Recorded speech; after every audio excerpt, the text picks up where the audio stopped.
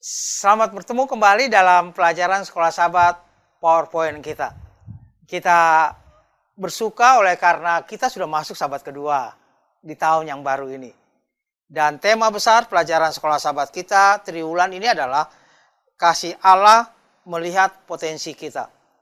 Kasih Allah melihat potensi kita. Kita sudah belajar sahabat lalu mengenai Rahab. Sekarang kita masuk mengenai kotanya, di mana pengintai atau Rahab tinggal dan pengintai sempat masuk untuk mengintai kota itu.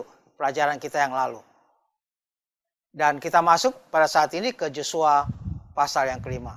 Namun sebelumnya, mari kita tunduk kepala untuk berdoa. Bapa di surga, terima kasih karena Tuhan telah bersama-sama dengan kami.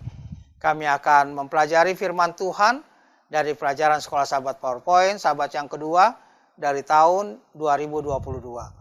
Berkati semua anak-anak PowerPoint, berkati kami agar kami boleh mengerti pelajaran pada saat ini. Dalam nama Yesus Kristus Tuhan dan Juru Selamat kami berdoa. Amin. Kita masuk pada pelajaran yang kedua. Judul yang diberikan adalah peperangan itu dimenangkan Allah. Peperangan itu dimenangkan Allah. Jadi maksudnya adalah siapa yang menang? Allah. Ayat hafalannya terdapat dalam Roma 8 ayat 37. Roma 8 ayat 37 katakan, kita lebih daripada orang-orang yang menang oleh Dia yang telah mengasihi kita. Kita lebih daripada orang-orang lain. Kita adalah pemenang. Kenapa? Karena kita sangat dikasihi oleh Allah. Bukti yang diberikan bagi kita pada saat ini adalah dalam Yosua pasal yang kelima. Namun sebelumnya saya ingin bertanya dulu pada anak-anak PowerPoint. Ya. Kalian pernah gak sih merasakan pada hari itu ya benar-benar pokoknya gak enak lah. Walaupun kita banyak teman, kayaknya kita sendirian, ya. Kita lagi susah, kita galau, kita bete, kita benar-benar gak enak pokoknya. Ya. Bahkan kita rasakan, bukan hanya di rumah orang tua kita dan sebagainya, kita rasakan sampai, Tuhan kok kayaknya ninggalin saya ya.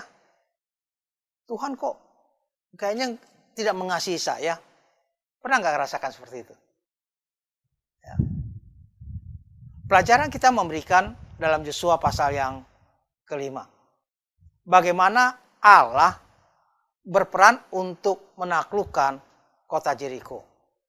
Kalau kita baca dalam Yosua pasal 5 ayat 13 sampai 15, katakan demikian. Ketika Yosua dekat Jeriko, ia melayangkan pandangnya. Dilihatnya seorang laki-laki berdiri depannya dengan pedang terhunus di tangannya. Yosua mendekatinya dan bertanya kepadanya, kawankah engkau atau lawan? Jawabnya, bukan. Tapi akulah panglima bala tentara Tuhan. Sekarang aku datang. Lalu sujudlah Yosua dengan mukanya ke tanah menyembah dan berkata kepadanya, apakah yang akan dikatakan Tuanku kepada hambamu ini? Dan panglima bala tentara Tuhan itu berkata pada Yosua, tanggalkanlah kasutmu dari kakimu sebab tempat engkau berdiri ini kudus. Dan Yosua berbuat demikian. Ini pada waktu akan mengalahkan kota Jeriko. Pada waktu itu Yosua melihat lagi dia menyusup keluar, dia dengar-dengar cerita lainnya, kemudian dia lihat seorang yang besar katakan, ya kemudian dia tanya apakah kawan atau lawan, katakan bukan dua-duanya, ya, tapi saya bala tentara Tuhan. Kemudian Yosua meletakkan dia punya senjata, dia sujud, kemudian tanya apa yang harus lakukan. Kemudian panglima ini katakan, tanggalkan kasut, tempat di mana engkau ada itu adalah suci atau kudus. Kemudian dia pun memberikan aba-aba untuk bagaimana mengalahkan. Katakan, suruh semuanya menguduskan diri.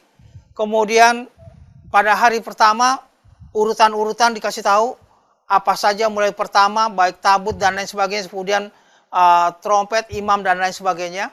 Ya, kamu harus mengelilingi kota Jeriko setiap hari 1 kali. Tapi hari yang ke-7 kelilingi 7 kali. Dan pada waktu yang ke-7 maka semua harus meniup trompetnya atau sangkakalanya, kemudian entong itu juga dibunyikan dan mereka bersorak untuk kemenangan. Ini diberitahukan dan Joshua melakukannya. Bangsa itu jalan perlahan-lahan. Katakan jangan ada suara apapun pada waktu kamu mengelilingi kota Jeriko. Maka bangsa Israel jalan perlahan-lahan mengelilingi kota itu. Orang Jeriko yang di dalam kota lihat, ini mau ngapain ini? Mereka nggak ngapa-ngapain, mereka hanya keliling. Kemudian 1 kali, udah pulang, menjauh lagi. Besoknya begitu lagi, mereka kelilingi, kemudian pergi. Kemudian pada besoknya ketiga, begitu lagi hanya sekali. Tapi pada waktu ke-4, ke-5, ke-6, sekali. Pada waktu ke-7, putar 7 kali. Kemudian mereka, ini mau ngapain ini? Ya. Dan pada waktu ke-7 kali, maka Joshua berteriak, Tuhan telah memberikan negeri ini. Maka semua bangsa Israel berteriak, kemudian bunyikan trompet, dan memukul alat kentongan. Kemudian mereka bersorak kemenangan. Dan pada saat itu kota Jeriko yang begitu kukuh, begitu hebat pada waktu itu, begitu kuat.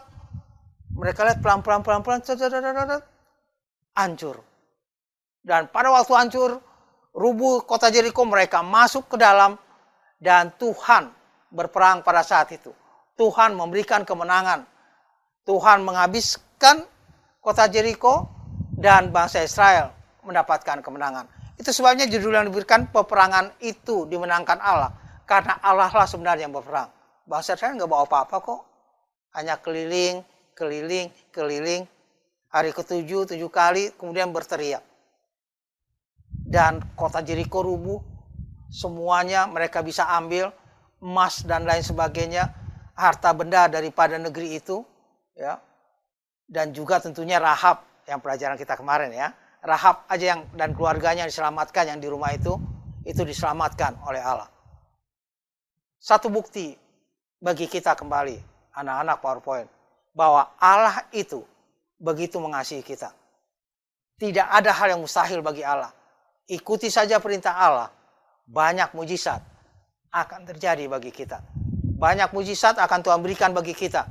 Kita akan terkagum-kagum melihat kuasa Allah yang besar.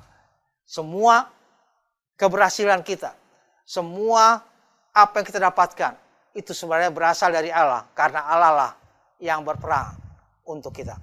Tuhan memberkati semua anak-anak PowerPoint. Kita tunduk kepala untuk berdoa. Terima kasih Tuhan karena Tuhan telah bersama-sama dengan kami. Terima kasih atas pelajaran pada saat ini. Biarlah kami boleh selalu berserah kepada Tuhan. Tuhan boleh menggunakan semua anak-anak PowerPoint untuk maksud dan tujuan Tuhan bagi kehidupan mereka. Berkati semua anak-anak PowerPoint dalam pendidikan mereka, juga dalam kesehatan mereka. Ampuni segala dosa dan kesalahan kami. Kami berdoa dalam nama Yesus Kristus Tuhan dan Juru Selamat kami. Amin.